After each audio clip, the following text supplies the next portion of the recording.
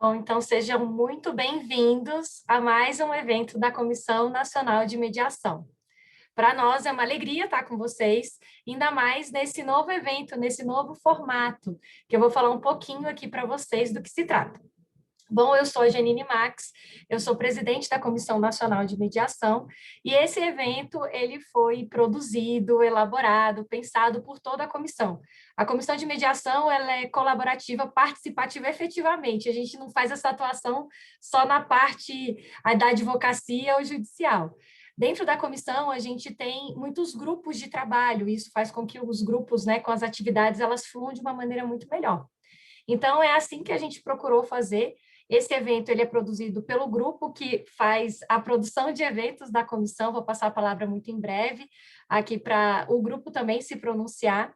Antes de começar, eu queria agradecer imensamente a presença da doutora Gracileide, né, a diretora do Acre, que está sempre prestigiando os eventos da ABA, está sempre nos estimulando, é uma inspiração. Bom, nós não temos uma proximidade muito grande, né? Primeiro, em razão da distância, segundo, em razão das agendas, mas eu aqui, pessoalmente, coloco todo o meu agradecimento e coloco também toda a minha admiração a você, doutora. Realmente você é uma inspiração para toda a ABA, não tem nenhum membro da ABA que não a conheça, e eu fico imensamente feliz pelo prestígio. É muito bom ter a senhora aqui conosco. Muito obrigada, viu? Nossa, meu amor, muito obrigada, eu que agradeço. E a gente Bom, se conhece, sim, lembra? Pessoalmente, a gente se na conhece do convenção. evento, da convenção, é verdade. E Lembro a demais. primeira impressão é a que fica, né? Então, a Que sua ficou bom. muito boa. Um beijo. Um beijo, é verdade. E a Comissão do Acre, gente, no evento, alguns de vocês ainda não estavam na aba. A Convenção Nacional foi fantástica, porque a gente conheceu pessoas do Brasil inteiro, inclusive eu conheci a Célia também nesse evento. E o pessoal do Acre veio em peso, então, assim, foi muito impactante para a gente poder conhecer esse grupo todo, um grupo animado. Muito bem lembrado, doutora, é verdade. Bom, muito bom. Bom, vou falar um pouquinho então do evento. Qual que é a proposta do evento, né? O nome do nosso evento ele já é um pouco autoexplicativo, né? Por trás do livro. E qual que é a nossa proposta? É trazer aqui os autores das obras relacionadas sobre a matéria da nossa comissão, né? Então, dos assuntos acerca de mediação, gestão de conflitos, negociação, arbitragem, formas de resolução eficiente em geral. Então, a gente trazer os autores dessas obras para trazerem a perspectiva dos autores para a gente. Então, olha que maravilha. É a chance que a gente tem de conseguir descobrir o que está por trás daquele que escreveu, o que ele quis dizer, o que inspirou ele. Então, eu particularmente gostei muito da ideia. E eu, como uma boa leitora, eu sempre fico pensando, né? Quando eu gosto muito de um livro, eu sempre fico pensando no autor, o que estimulou ele a fazer tudo aquilo. Então, imagino que esse tipo de evento vai ser muito bom. E a gente vai começar com chave de ouro, né? Com a doutora Catarina Taquari Berino, que é também a nossa secretária da Comissão Nacional, que é uma grande autora de livros, é também uma grande consultora, né? Ela é nossa orientadora aqui nessa parte acadêmica, não nossa, mas também da ABA. Então, a Catarina, muito generosamente, sempre divide os seus conhecimentos e também é muito boa na arte da escrita, não à toa tem alguns livros já publicados. Então, é isso. Espero que esse primeiro evento, né, seja o primeiro de muitos. Se vocês tiverem também sugestão de autores que vocês gostariam de ver aqui, falando um pouquinho por trás do livro, o que tem por trás do livro deles, por favor, nos mandem essa indicação através também do Instagram, do nosso Instagram Mediação Aba.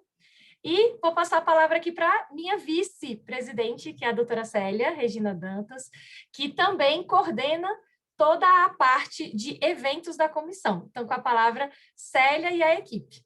Bom evento para nós. Boa noite. A Janine já agradeceu, então eu só reitero as palavras, né? Agradecer muito a Grace, sempre um beijo enorme, é realmente uma inspiração presente. E é muito gostoso esse livro, já estou até no livro, hein? Esse evento eu acho que é muito gostoso para todas, porque todos temos esse carinho, né? Todas da comissão e acredito que todos que se interessam pelo estudo e tal, têm esse carinho pelos livros, e a gente Alguns até, como eu, têm mais um apego ao livro físico, né? Às vezes não é nem essa questão de ler o livro físico, mas de ter o livro físico, né? Você pode até ler no digital, mas você quer o físico. Então, é um evento que traz muita alegria para a gente, mas a alegria ainda está abrindo com a Catarina, né? Então, obrigada pela disponibilidade, Catarina. Obrigada por dividir conosco esse momento. E aí, eu já vou apresentar, né, a doutora Catarina aqui, para quem ainda não a conhece, e para quem a conhece, né? Eu aprendi isso, que a gente fala assim, para quem não me conhece, não, mas para quem conhece é a mesma pessoa, né? Então, eu já vou aqui apresentar o currículo da doutora Catarina. A doutora Catarina Urbage de Brito Taquari Berino é advogada, sócia do escritório de advocacia Borges Taquari, professora universitária, PhD em Direito, escritora e pesquisadora. É pós-doutora e doutora em Direito pelo Centro Universitário de Brasília, é mestre em Direito e Políticas Públicas pela UniCeub e pela Universidade da Litoral de Santa Fé, na Argentina. É especialista em Psicologia Jurídica, Direito Constitucional e Docência do Ensino Superior, Gestão e Tutoria EAD. É bacharel em Direito também pela UniCeub. UniCeub, estou falando correto? Doutora Catarina também é autora dos livros A Boa-Fé no Direito Administrativo, A Legítima Expectativa como Limita a Burocracia e O Direito Fundamental à Resolução Pacífica de Conflitos, que é a obra que nós vamos conversar hoje. Psicologia Jurídica, Mediação e Comunicação Não Violenta. É diretora do Centro de Pesquisa e secretária da Comissão Nacional de Mediação da ABA. Muito obrigada mais uma vez, Catarina. A palavra é sua. Bom, boa noite. Quero começar agradecendo o convite. É sempre uma honra estar com vocês, é muito gratificante, principalmente quando são assuntos relacionados à Comissão Nacional de Mediação, a ABA, porque o carinho é imenso e o cuidado que vocês têm, que nós todos temos uns com os outros e com a sociedade, fomenta novas perspectivas, né? Então, eu fico muito feliz, muito grata de estar aqui mesmo com vocês e mais grata ainda pelo espaço e pela oportunidade de falar um pouco sobre um livro, né? De minha autoria. Os livros geralmente são como os filhos, né? Talvez eu nunca tive filho, mas talvez uma mãe pudesse dizer que o filho é uma exposição à nossa intimidade para o mundo, né? Porque o filho é o nosso retrato, então o livro é aquele pedaço seu mais íntimo que você disponibiliza para o mundo conhecer, né? Então é um pouquinho de você que está ali, na mão de quem compra, de quem lê. E esse livro em especial, ele é um xodó à parte, né? O meu primeiro livro, ele foi fruto da minha tese de doutorado. Agora, esse livro, ele é uma ruptura nos meus padrões de pesquisa, uma ruptura com a questão do doutoramento em si, porque foi depois, né? Foram novos ares, novos caminhos que foram abertos. Então, assim, quando esse livro nasce, e eu estou com ele aqui para vocês verem, quando esse livro nasce, eu realmente fico muito emocionada, muito feliz, porque a trajetória dele casa com a minha trajetória na Comissão Nacional de Mediação, com a ABA. Eu começo a desenvolver ideias sobre psicologia jurídica a partir da minha pós-graduação, depois do doutorado, muito incentivada pelo meu marido, Daniel, que na época me incentivava extremamente a estudar mais essa área, porque eu sempre gostei muito. Então, quando eu me deparo com um curso de pós-graduação em psicologia jurídica, eu tenho uma disciplina dentro do curso que é justamente sobre direito de família e mediação. E aí o casamento nasce, né? Aquele amor nasce, e concomitante com isso, começo a fazer a especialização. Pouco tempo depois, a minha grande amiga Janine me convida para conhecer a comissão e a aba. Então, eu digo que as coisas não acontecem ao acaso, né? Elas acontecem porque existe uma predestinação do seu caminho de passar por aquela trajetória e, de alguma forma, as peças vão se encaixando, mesmo quando a gente... É claro que eu não tinha essa percepção na época, mas hoje isso está muito evidente para mim. Então, o casamento da Comissão Nacional de Mediação com a minha pós em Psicologia Jurídica trouxe, né, para mim alguns questionamentos muito humanitários, muito individuais e sociais ao mesmo tempo. Então, eu comecei a me indagar por que no Brasil, e isso também dos meus estudos de doutoramento, por que no Brasil tudo tinha que ser muito burocratizado, muito difícil, muito litigioso, porque tudo que a gente tem que resolver tem que ser uma briga, uma disputa, porque as pessoas não podem simplesmente ser um ganha-ganha, né? Tem uns relacionamentos em que a gente cede um pouquinho e a gente ganha um pouquinho também. Por que a gente tem essa cultura, ou tinha essa cultura, de que a gente precisava disputar por várias gerações, né? Por que a gente precisa ter 5 gerações dentro de um processo de inventário, a gente não consegue simplesmente dialogar, né? Então, a partir dessas inquietudes, eu começo a estudar o tema e me aprofundar na pesquisa até o momento em que nasce esse livro, O Direito Fundamental à Resolução Pacífica de Conflitos, a Psicologia Jurídica, a Mediação e a Comunicação Não Violenta. Eu digo que esse livro, ele nasceu igual Benjamin Button, não é? Benjamin Button, o filme? Ele nasce ao contrário. Normalmente a gente pesquisa, para depois escrever o livro e ver na prática como acontece. Esse foi o contrário. Eu vi o trabalho da comissão, eu vi como as mediadoras da comissão se posicionam perante o conflito, eu fui estudar a comunicação não violenta, eu fui estudar a mediação e fui entender como que isso muda a prática jurídica para melhor. E a partir disso, eu consegui desenvolver um raciocínio que, na minha opinião, hoje é fundamental, né? Talvez alguns falem, nossa, você vai acabar com a produtividade financeira do escritório de advocacia. Eu penso que não. Eu penso que não. Eu penso que essa pessoa que fala isso, ela realmente não conhece os instrumentos ainda que estão ali, à mercê e à disposição de uma forma muito amigável, muito calorosa.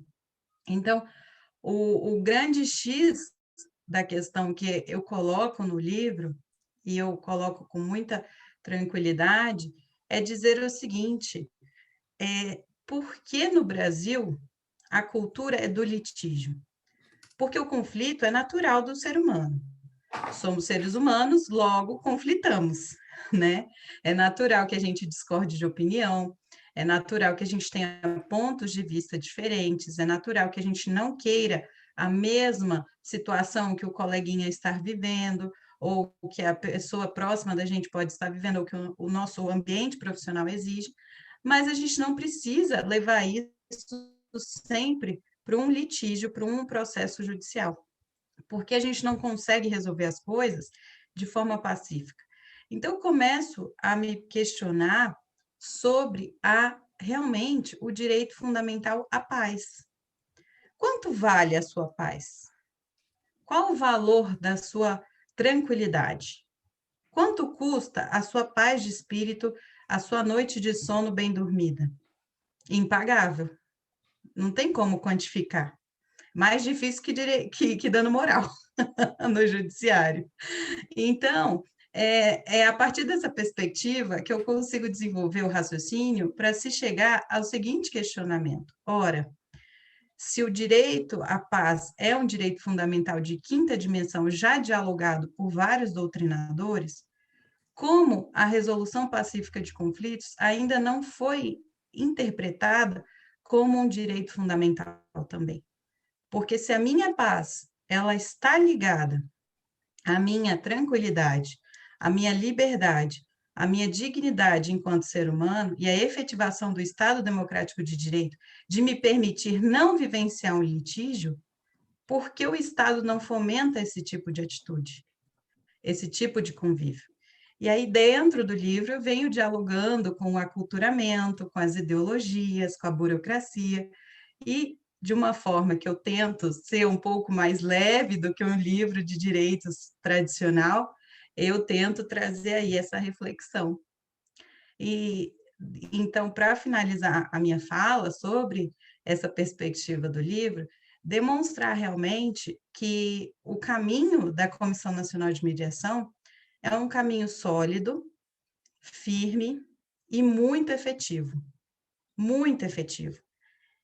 Mais do que ser pesquisador, mais do que ser escritor, mais do que buscar a vida acadêmica, a gente tem que buscar mudanças sociais positivas, políticas públicas positivas, que modifiquem a estrutura da nossa sociedade, a estrutura do nosso país, de forma a melhorias, qualidade de vida melhor. E a Comissão Nacional de Mediação desempenha um trabalho fundamental nesse aspecto. É dizer, olha, o Poder Judiciário não aguenta mais, mas não se preocupe, porque você não vai dormir com o seu problema. A gente vai resolver. E vai resolver de uma forma tão bem feita que você não vai precisar se impor, se desgastar ou criar inimigos para o resto da vida, que é o que a gente vê nas profissões, nos advogados, né, nas gerações dos meus avós e por aí vai. Então, eu quero mais uma vez enaltecer o trabalho da comissão e dizer que eu sou muito feliz e grata, porque sem a comissão esse livro também não teria nascido. Então, esse livro é fruto desse trabalho com vocês. E não posso deixar de falar que mais um presente foi quando a doutora Janine aceitou fazer o prefácio. Então, se a obra é especial, é porque também tem esse toque que a doutora Janine, com muita sensibilidade, com um olhar muito passivo e ao mesmo tempo efetivo sobre a resolução pacífica de conflitos e a mediação, ela trouxe aí esse valor para o livro que eu considero inestimável. Tá certo, gente? Obrigada. A minha fala, eu espero não ter sido tão longa para ser uma fala mais dinâmica. Nós que agradecemos, Catarina, com certeza. Como a doutora Grace falou aqui, né? Eu preciso ler esse livro antes do dia 2. Eu acho que ficou todo mundo inspirado a conseguir fazer esse tipo de leitura para conseguir agregar isso na nossa atuação. Eu acredito que até nós, que somos da Comissão Nacional de Mediação, a gente enfrenta desafios todos os dias. Não é porque a gente está estudando o assunto, está trabalhando com isso, que a gente não vê o desafio que é conseguir implementar essa mentalidade. Então, você comentou aqui sobre o prefácio, e uma das coisas que eu gostei muito quando eu fiz a leitura do livro foi perceber esse interesse, assim, hoje nós temos algumas obras já em mediação, mas qual que é a diferença que a Catarina nos trouxe? Uma produção de mentalidade. Está relacionado à profundidade da mentalidade, não é só propriamente as técnicas, não é só a gente saber como fazer uma abordagem, eu tenho uma boa habilidade de rapport, isso é importante, mas o que é mais relevante na nossa atuação? Com certeza é ter essa capacidade de compreender as possibilidades que a pacificação social que vai trazer a mediação. As possibilidades que a mediação nos traz, possibilidades concretas, como a Catarina colocou, né? Isso é muito interessante, quando você vai conversar com um advogado muito litigante, às vezes ele fala assim, não, tá ótimo, acho legal, é bom ter uma pessoa mais tranquila para conversar. Eu tenho um advogado, amigo meu, que ele sempre fala isso, Janine, eu até te chamo para fazer as negociações, que é bom ter uma pessoa mais tranquila para conversar, mas na hora que é do vamos ver, do mais pesado, a gente tem que ir para a briga. Essa é uma mentalidade equivocada. Eu acho que muitos de nós aqui, a gente trabalha também com negociação, né? E hoje em dia eu trabalho muito com negociação. E o que eu vejo? A diferença que existe em a gente fazer ponderações objetivas, como a Catarina colocou. Quanto vale o seu tempo? Quanto vale as relações que você possui? Quanto vale o desgaste que você vai ter em ter algo não fechado na sua vida? Porque, pensem, ter um processo judicial durante muitos anos é custoso financeiramente. Essa conta a gente está sabendo fazer. Mas e o custo que tem de ter essa abertura na vida? Um processo judicial de inventário, por exemplo, que é um procedimento muito longo, durante anos da sua vida, roubando energia da sua vida. Então, parece que é devagar quando a gente fala isso, né? Eu estou divagando aqui, mas na verdade não. A gente está sendo objetivo em trazer todos os aspectos positivos. Então, eu agradeço muito as palavras da Catarina. Pelo contrário, Catarina, você não foi nem um pouco prolixa, você foi super objetiva na apresentação. E eu quero agora abrir um pouco para o bate-papo, para passar a palavra para vocês, para quem tiver dúvidas. Eu já tenho uma dúvida, mas eu vou ser gentil e generosa, como a Catarina foi comigo, e vou passar a palavra para saber se alguém tem alguma pergunta para a Catarina a respeito do livro ou a respeito do assunto. Podem ficar à vontade.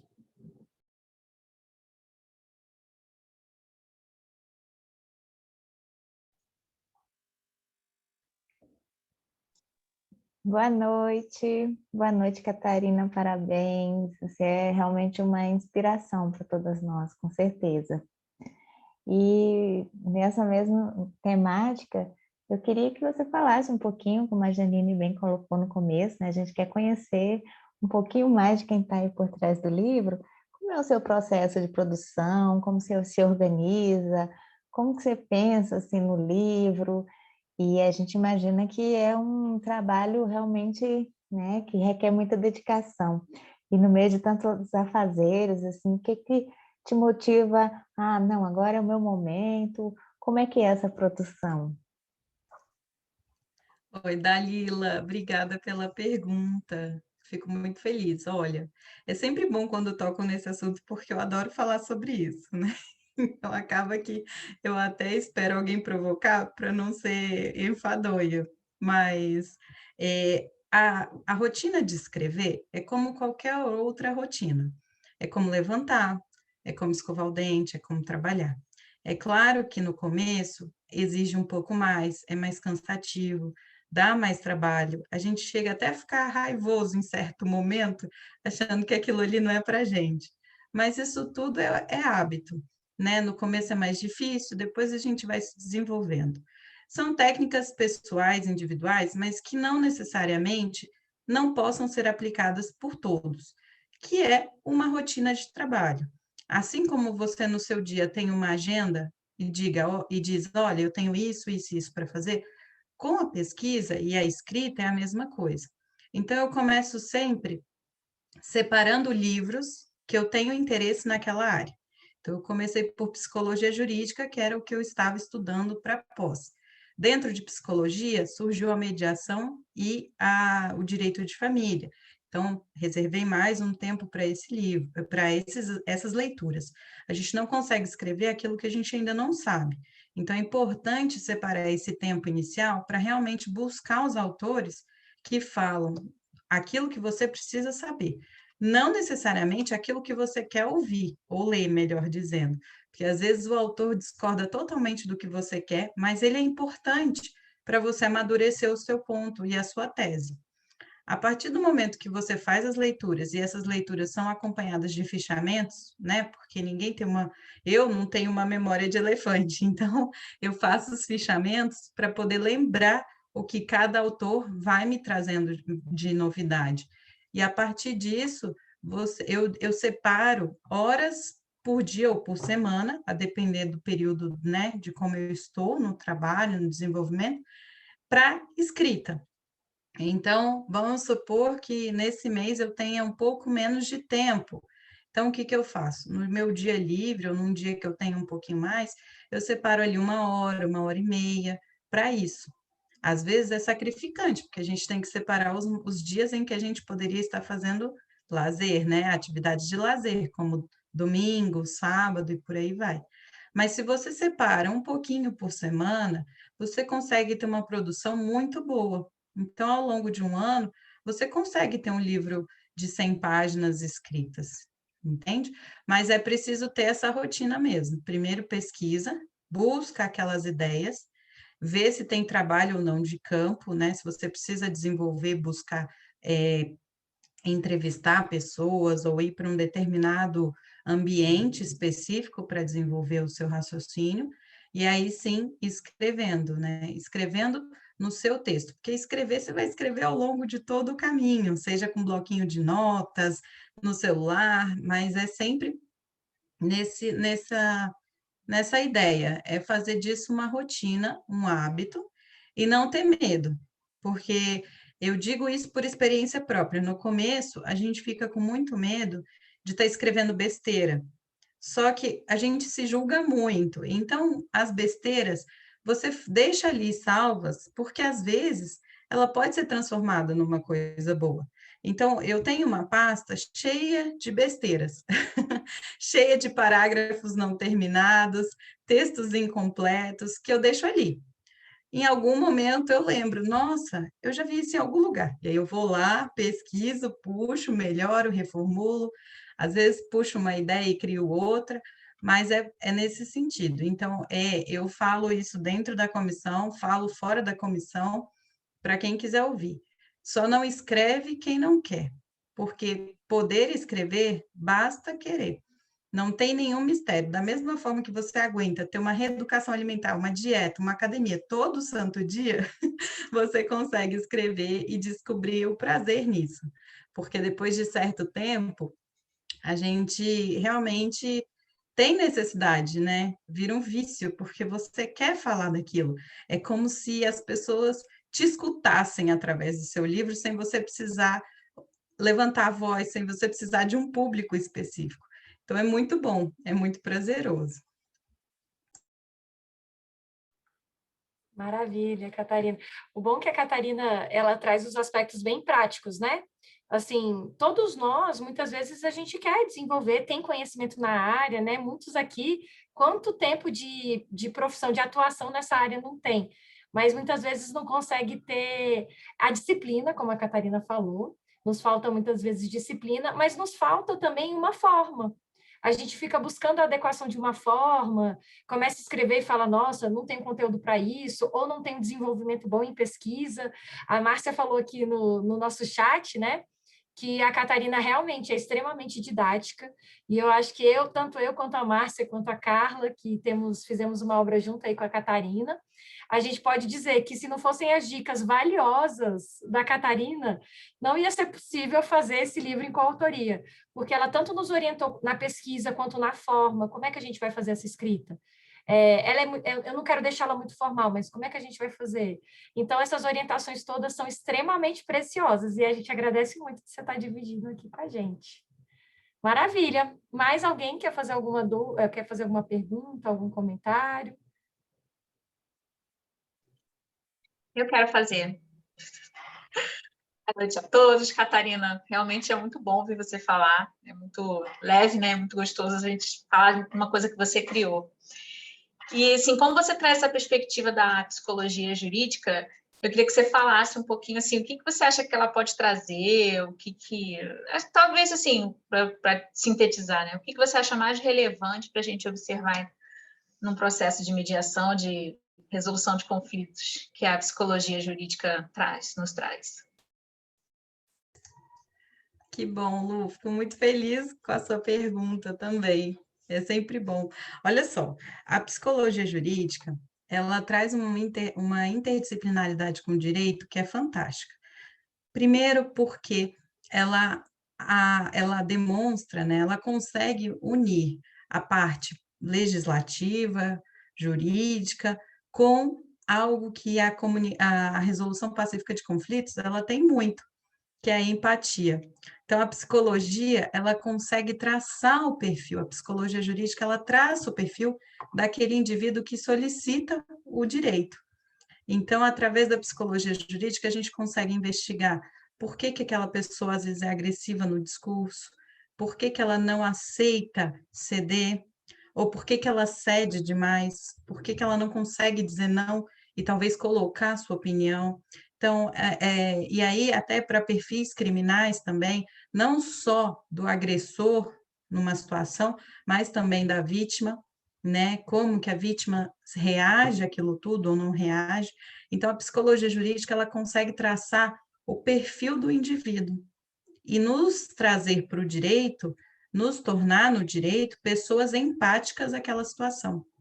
Então, como enquanto mediador, como enquanto conciliador, como enquanto advogado, eu consigo observar os sujeitos que se apresentam para mim e entender como eles se sentem de alguma forma. Traçar aquele perfil. Por que que aquela pessoa ela se sente inferior ou superior em determinado assunto, em determinada situação? Ah, porque ela vem de uma estrutura familiar assim, assim, assado, ou porque ela sofreu determinada situação que marcou, e aí, claro, aí você indica para eventuais sessões de terapia, né? Você tem todo esse acompanhamento com psicólogos e por aí vai. Mas essa interdisciplinariedade do direito com a psicologia jurídica é fantástica, principalmente no que tange a investigar essas questões essenciais para a resolução alternativa de conflitos, né? Por que que as pessoas têm tanto medo de ceder de alguma forma, né? Como se isso fosse diminuir a sua essência, né? Então, isso a psicologia jurídica fala muito bem.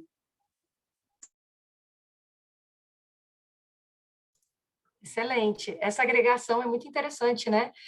Sempre a Marcinha também, ela trabalha na oficina de parentalidade, pode dizer bastante sobre isso. Sempre que a gente está estudando, está trabalhando com, por exemplo, mediação de família, isso fica muito claro, porque normalmente aquelas famílias todas têm uma estrutura similar.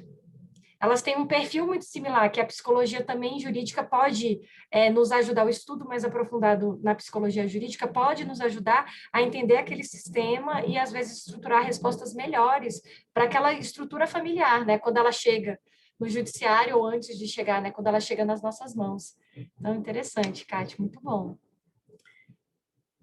Alguém mais gostaria de fazer perguntas, comentários?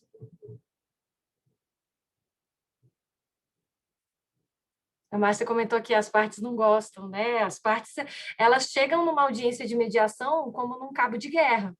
Eu atuei no Tribunal de Justiça junto com a Márcia durante bastante tempo e toda segunda-feira eu ia lá fazer mediação de família. Era uma coisa impressionante, gente, porque eles já chegam os dois, né? As duas partes normalmente chegam no estado de disputa tremenda. Começa pela forma de olhar. Assim, então, eles se olham, quem é que está olhando com mais desprezo? Ah, sou eu, porque eu estou menos incomodado com essa pessoa do que o outro. Aí a outra parte já traz o namorado novo, a namorada nova. Por quê? Para fazer uma afronta. Então, assim, eles jogam esse jogo, esse padrão de dominação, né, que a gente chama dentro da mediação. Não sei se todos estão familiarizados, mas esse é um dos padrões que as pessoas entram, que é esse padrão da dominação. E como é que ele funciona? Eu sinto que eu estou dominando a partir daquele momento em que eu estou me impondo sobre o outro, né? Que eu estou ali tentando determinar as coisas, eu estou tentando diminuir o outro para me sentir maior. E é realmente alguma coisa relacionada à psicologia jurídica. Estou aqui lendo. Você pode perguntar, claro que pode, fica à vontade, doutora Márcia Barros.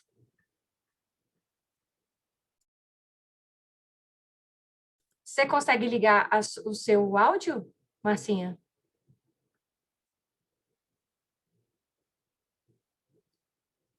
Talvez não, né? Essa resposta silenciosa é uma resposta. Marcinha, escreva, então. Conseguiu? Ela tinha colocado que não estava conseguindo a imagem. Sim. Eu acho que se você tiver no celular, de vez em quando é um pouquinho mais complicado. Mas se você conseguir escrever a pergunta para a gente, Marcinha, enquanto você escreve, eu vou fazer a minha pergunta. Cate, é o seguinte, eu chamo a doutora Catarina, eu chamo ela de Cate, gente, porque nós somos amigas muito próximas, somos madrinhas de casamento uma da outra, então, realmente é uma proximidade muito sincera aqui, né? Então, Cate, eu tenho uma dúvida, e aí eu acho que é uma dúvida de muitos aqui. Quem trabalha dentro da área da mediação sofre com a pesquisa. A gente, hoje em dia, tem um pouco mais de material, tem um pouco mais de livros sobre o assunto, mas a gente não tem, assim, livros muito robustos a respeito desse assunto. Eu acho que a maioria de nós, o maior material que a gente tem, o maior material que a gente já desenvolveu a partir do que a gente aprendeu, foi muito relacionado, às vezes, a cursos que a gente fez, né, formações que a gente fez, materiais de apostila, mas publicações realmente não existem tantas. Eu me lembro que quando eu fui elaborar o curso de gestão de conflitos, eu peguei muito material estrangeiro, Douglas Iar, muito material de Harvard, mas aí realmente tem que estar com bastante tempo, né? Só se o seu inglês estiver assim, daquela maneira muito, muito boa, senão a pesquisa vai demorar mais. E aí eu queria que você dividisse com a gente como é que foi a pesquisa para escrever o livro, se você achou mais desafiador escrever sobre esse tema do que os outros que você já escreveu, divide aí com a gente. Bom, eu achei esse tema mais desafiador porque não estava no meu campo de pesquisa habitual. Eu gosto de sair da zona de conforto, e esse livro foi sair totalmente da zona de conforto. Eu tive que começar a pesquisa praticamente do zero, estudar os institutos, ver o que eles eram, como funcionam, para poder realmente desenvolver algum lapso, alguma linha de raciocínio. Agora, quando a gente está inserido nesse meio, a gente consegue observar alguns ambientes que são propícios. Por exemplo, tem sites de revistas internacionais, tem vários artigos publicados. Só que uma questão que é importante falar é que a gente nunca encontra a resposta exata para aquilo que a gente procura. A pesquisa, ela não é você achar um autor que escreve aquilo que você quer. A pesquisa é você achar alguém que traz uma linha de raciocínio que te faz interpretar da forma que você quer expor. Então, é importante, a sua pergunta é muito importante, porque para a gente ter noção que a gente nunca vai encontrar um texto exatamente da forma que a gente precisa. Porque como que a gente encontra esse texto? Produzindo. A gente é que tem que escrever esse texto da forma que a gente quer ler. Só que, ao mesmo tempo, a gente tem que ter a sensibilidade da leitura de ir pescando tópicos ou parágrafos ou capítulos ou temas que ali desenvolvem as linhas que a gente precisa.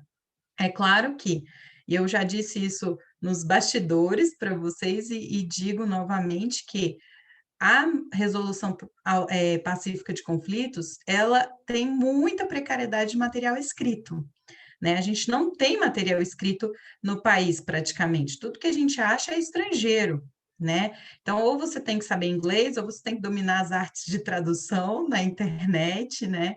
Para você poder desenvolver. Por isso que eu falo tanto na comissão, que vocês, né, nós, enquanto grupo, somos o quê? Precursoras nesse assunto. Então, o interessante é que a comissão realmente se una para desenvolver conteúdo jurídico publicado sobre isso, para que a gente não precise buscar doutrinadores estrangeiros. Porque, de fato, a gente consegue ter acesso a artigos, a gente consegue ter acesso a textos, mas demora muito, porque você precisa ler em inglês, você precisa, às vezes, traduzir, você precisa ter um dicionário do lado. E essa prática que muitos de nós temos no cotidiano, com a mediação, com a resolução alternativa de conflitos, ela precisa ser escrita, né? Ela precisa ser escrita. Então, mais uma vez, eu convido vocês para a gente escrever mais coisas sobre isso.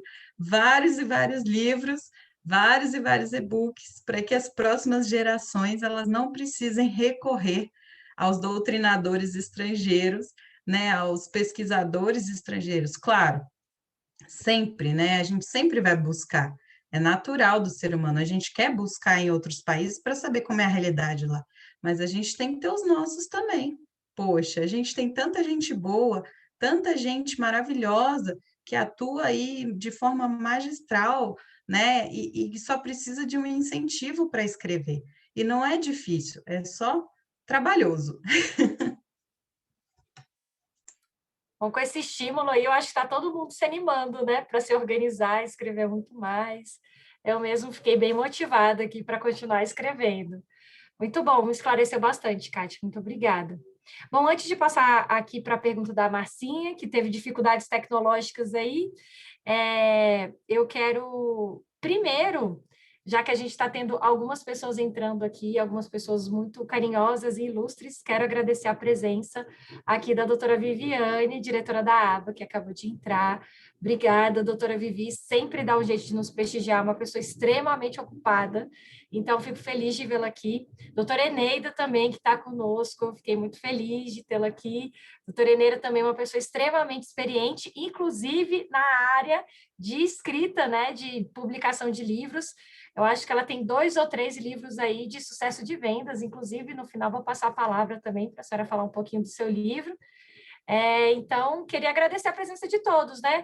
Quem entrou depois, doutora Larissa, doutora Luana, doutora Márcia, que entrou depois também, doutora Mariana, só aproveitar aqui essa oportunidade. Eu vi que a Célia também quer fazer uma pergunta, a doutora Eneida também, mas vamos fazer a primeira pergunta aqui da Márcia. A Marcinha perguntou, queria saber se a psicologia jurídica estuda aspectos também ligados à linguagem não falada e corporal.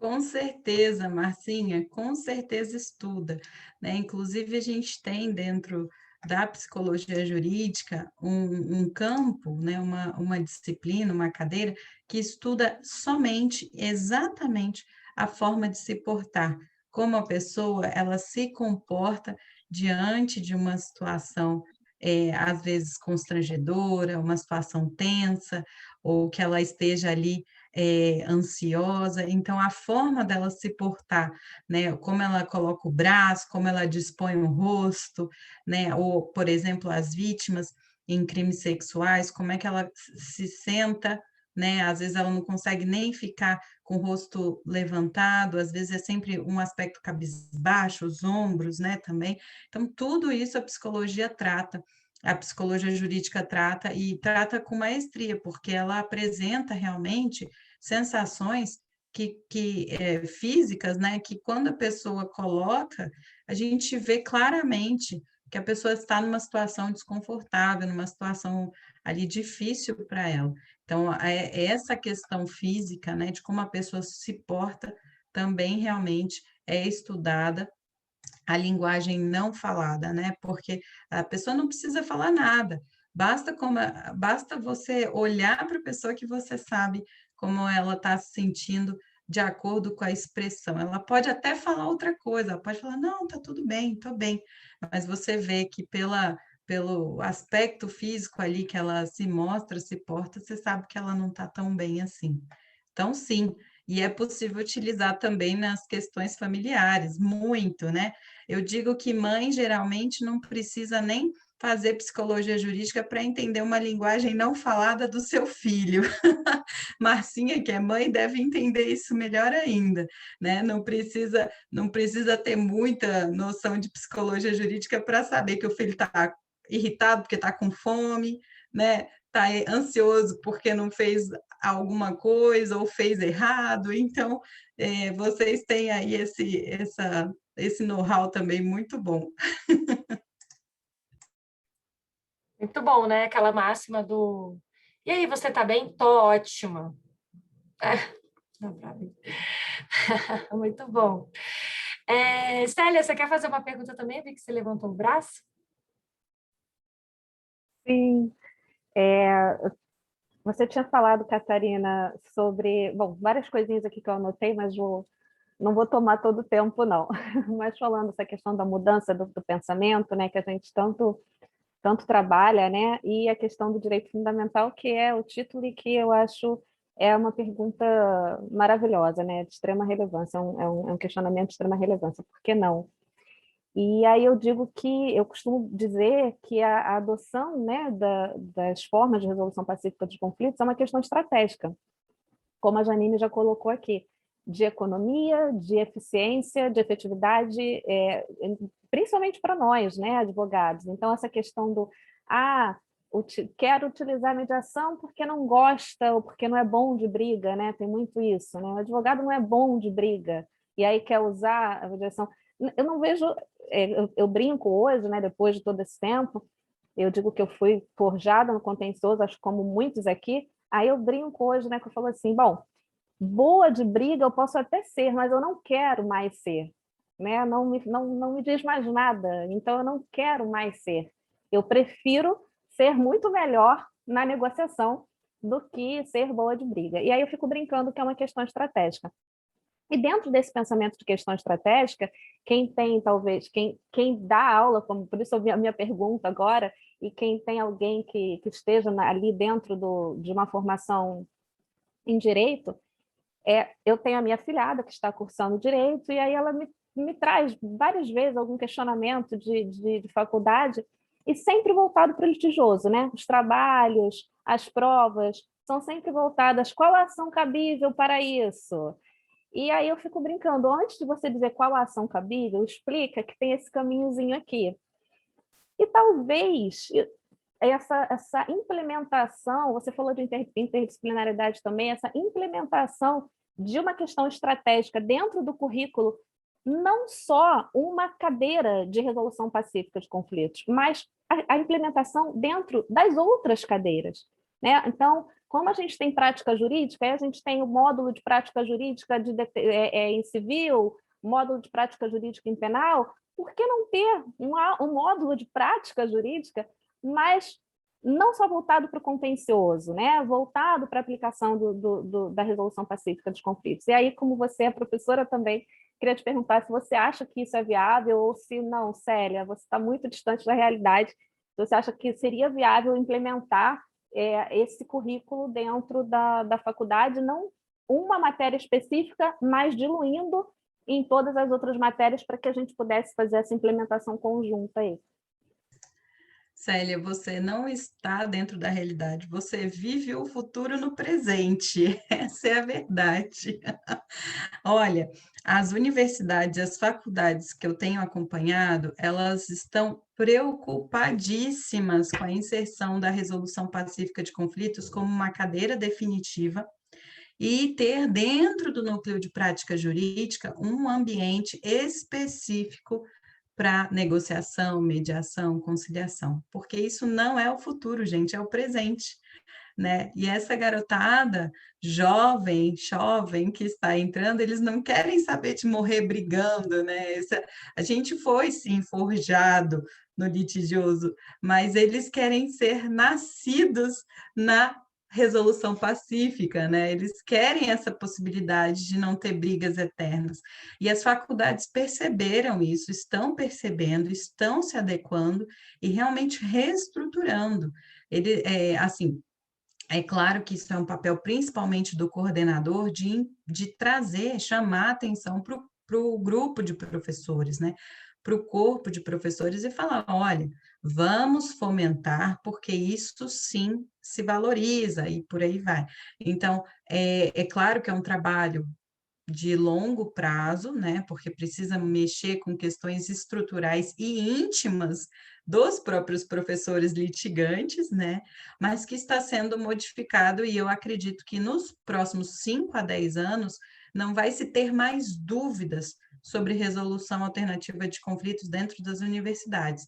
Vai ser uma implementação nos próximos 3 anos, e eu conto que nos próximos 7, num período de 10, os próximos ingressantes ali, eles não vão ter essa noção do que era sem essa resolução. Sabe aquela história? Olha, eu vou contar para vocês que existiu um código de 16, um código civil. Então, eu acho que nós estamos caminhando para isso. É claro que é um caminho ainda um pouco lento, não são todas que adotaram, mas que quando uma vê a outra fazendo, todo mundo quer. Então, eu tenho esperança que isso seja uma realidade bem próxima, pelo que eu tenho visto, né? E a respeito da questão com a sua sobrinha, você está corretíssima, né? Os professores, principalmente quando dão aula de processo, eles têm que apresentar as ações, não tem jeito, a pessoa precisa conhecer tudo, mas ela precisa também conhecer a resolução pacífica de conflitos, inclusive porque o nosso Código de Processo Civil, ele fala claramente disso. Então, se antes era uma opção, hoje é uma obrigatoriedade. Então, o professor ele pode falar do litígio, mas ele tem que falar da mediação também, tem que falar da conciliação também. Aí é uma boa notícia, né? Com certeza, é muito bom saber. Ainda mais a Catarina, que está envolvida, que está dentro das faculdades, que está dentro das universidades, dividir com a gente que o nosso trabalho é um pouco disso, o trabalho que a gente faz da construção, da mudança, da mentalidade, ele já está se efetivando. A Luana também dividiu que aqui na Universidade Católica de Pernambuco também já está muito instituído. E eu acho interessante a Célia ter trazido esse ponto, porque a gente vê o movimento, é um movimento que é normativo também, né? Então, o Código de Processo Civil traz, a gente tem os normativos que determinam que agora tem que ter pelo menos uma cadeira de mediação, mas precisa ter a mudança da mentalidade. E como a Célia falou, é importante a gente saber a ação. Eu, por exemplo, adoro processo civil, sempre gostei. Mas a gente tem que ter uma formação que não existe, que é a formação da advocacia extrajudicial. A maioria dos advogados, não é só na mediação que eu estou dizendo, a maioria dos advogados, eles se formam, eles não conseguem ir no cartório. O perdido, ele tem que ir no cartório de imóveis, ele vai no cartório de pessoas, assim. Por quê? Porque isso é uma formação mínima que nós não temos, normalmente. E eu acho que essa mudança, essa inclusão das cadeiras de mediação, da autocomposição, vai abrir também a perspectiva estratégica que a Célia falou, né? De pensar de como a gente pode negociar, quais são as respostas que a gente dá, como é que dá para resolver numa advocacia extrajudicial e eficiente. Nossa, eu fiquei feliz demais de saber dessas coisas aí, Kátia, muito bom.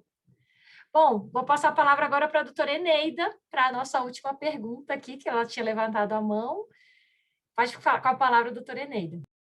Oi, queridas. Eu queria, na verdade, saudar a todas, né? Em especial a Catarina, minha filha querida, que me traz muito orgulho, né? Esse é o segundo livro e realmente ela gosta muito de escrever, estudar, pesquisar.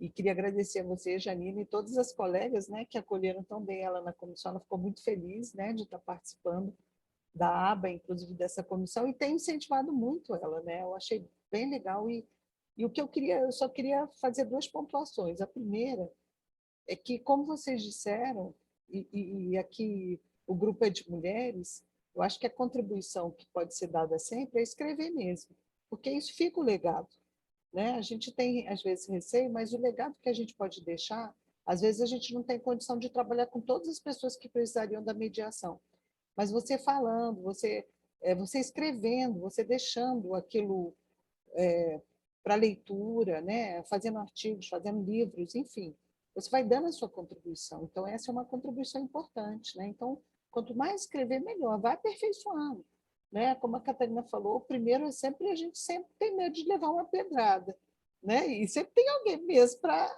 atirar a primeira pedra. Mas se a gente ficar com medo, a gente não vai avançar, né? Porque exatamente os desafios eles estão aí para a gente enfrentar. Então, eu vejo que, assim, na área civil, né, eu não tenho, eu tenho pouca experiência na área civil, exatamente até porque o meu caminho foi diferente, mas a gente já discute há alguns anos a mediação na área penal também, né, com a justiça restaurativa. Então, é interessante a gente verificar que isso é um sentir meu, né? Que a gente não conseguiu avançar na mediação. Se a gente analisar, a gente vai ver que a mediação sempre existiu, a composição, a arbitragem lá desde os gregos, né? Talvez a gente possa estudar entre eles. Mas a gente não avançou muito por quê? Porque quando o Estado toma para si o monopólio do direito de punir ou o direito de dizer o que está certo e o que está errado, ele quer manter também a sua hegemonia, o seu poder. Então, hoje, por exemplo, a gente já até dentro da Polícia Civil, a gente já teve algumas discussões no sentido de que a gente podia mediar conflitos na área penal, sem levar para o judiciário, que podiam ser resolvidos na própria delegacia. Mas, a partir do momento que você instaurou o inquérito, você não pode mais, porque a lei determina que o juiz é que dê cabo ao inquérito, se ele quiser arquivar. Então, a gente verifica também que tem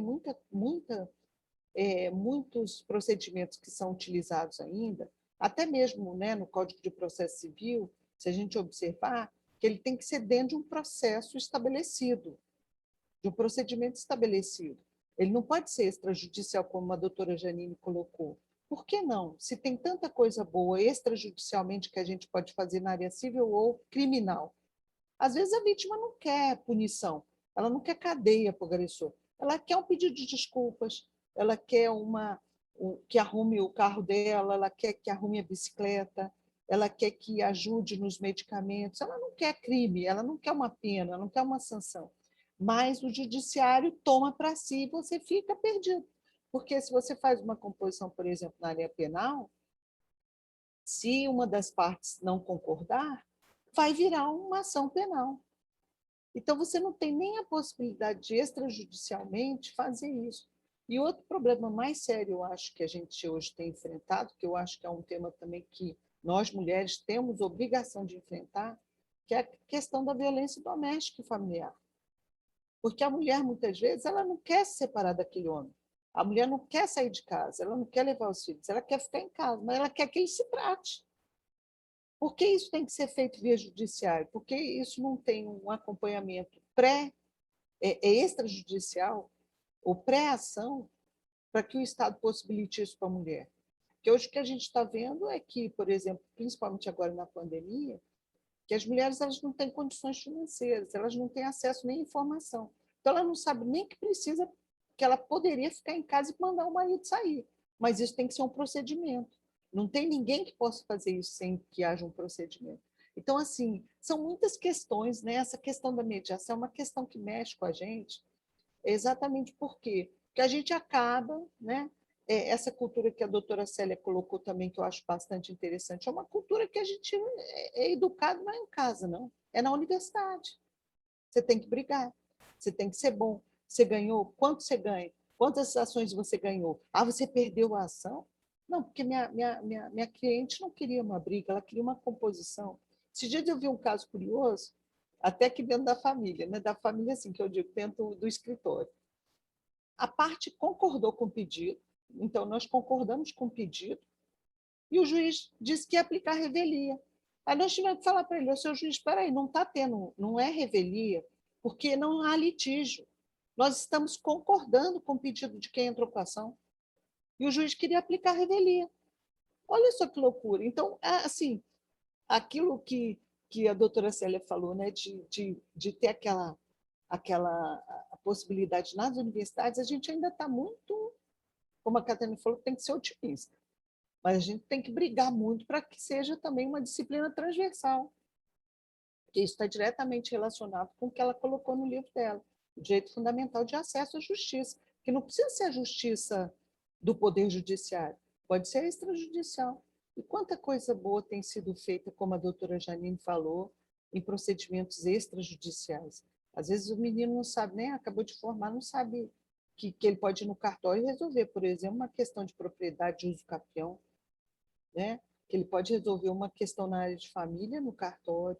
Então, realmente, eu acho assim, fantástico. Queria parabenizar todas, né, por esse evento e pelo trabalho que vocês estão realizando, né? Eu tenho acompanhado, eu estou acompanhando o trabalho de vocês, assim, à distância e pela Catarina, e eu estou, assim, encantada, porque eu acho que todo grupo, não só de mulheres, né? Claro, a gente não está excluindo os homens de participarem disso, mas é porque também existe aquele preconceito, né? De que quando for para uma briga feia, vai o homem, vai o advogado, vai o brigão. E quando for para uma conversa mais amena, vai a mulher, ou vai aquela mais calminha. Então, esse preconceito também tem que ser quebrado. Mas eu entendo que ele só vai ser quebrado se vocês continuarem escrevendo. Escrevam mesmo, dão uma cara a tapa mesmo, não tem problema. Escrevam, publique, que é aquela coisa. O ditado vale: água mole, pedra dura, tanto bate até que fure. Então, de tanto escrever, de tanto ler, a doutora Janine toda semana tem lá um blog, vai escrevendo, tem Instagram, tem isso, tem aquilo, Catarina e todos vocês, eu acho que é por aí. Essa é a contribuição que eu acho que a gente pode dar, né? Eu acho que como mulher, como profissional, e queria parabenizar, fiquei muito feliz de estar aqui. Vou participar sempre que for possível. Obrigada. Maravilha, nós que agradecemos. Vocês viram que é tal mãe, tal filha, né? A gente terminar assim, dessa maneira, né, com essa inspiração final, com toda a experiência da doutora Eneida, de nos trazer todas as suas percepções, inclusive na sua área de atuação, porque às vezes é uma novidade para a gente também, né? Ficar pensando nesses círculos restaurativos, é algo que muita gente não sabe, que acontece, já tem efetivamente nos tribunais. Então, obrigada por trazer essas ideias, por nos incentivar tão fortemente, assim como a Catarina faz. Com certeza, vocês que fizeram na prática são as nossas inspirações para a gente também, daqui a pouco, estar aqui no evento falando do nosso livro, por trás do livro. Tá certo? Agradeço muito a presença de cada uma de vocês, foi excelente. Que a gente continue fazendo cada vez mais. Se vocês tiverem sugestões também sobre autores que vocês gostariam de ver aqui, dividindo as suas percepções, mandem para a gente através do nosso Instagram, mediação.aba. Vocês podem mandar um direct ou comentarem nas fotos, enfim, a maneira que vocês acharem mais tranquilo para fazer, porque a gente tem a pretensão de realmente abrir esse espaço para que seja um momento produtivo, não seja aquela reunião inócua, que está todo mundo ali querendo falar, para fazer um aparecimento da sua figura, mas que não, que seja a respeito de falar de ideias. A Luana, antes de sair, comentou sobre isso, como ela saiu daqui muito inspirada. Eu também saio hoje aqui do nosso evento muito inspirada. Obrigada a todos e abro a palavra aqui para quem quiser dar a última palavra final. Bom, eu só quero agradecer mais uma vez. Eu estou muito feliz, muito honrada e grata, não só pelo evento, mas por tudo que foi debatido aqui. E reitero, que estou à disposição de todas, individualmente e em grupo, para que precisem ou queiram ajuda para começar a escrever ou se desenvolver na área da pesquisa. Estou sempre à disposição, gente. Meu WhatsApp é 24/7, podem mandar mensagem, a gente marca reunião, fala por telefone, porque se tem uma coisa que eu quero nessa vida é que mais pessoas escrevam e mais pessoas qualificadas como vocês, porque aí a gente tem tema de qualidade, assunto de qualidade e pessoas se desenvolvendo, né, e mulheres se desenvolvendo dentro da sociedade brasileira. Tá bom? Um beijo e, mais uma vez, muito obrigada. Muita gratidão. Bom, é isso. Nos vemos nas próximas. Muito obrigada pela presença de todas. Até a próxima.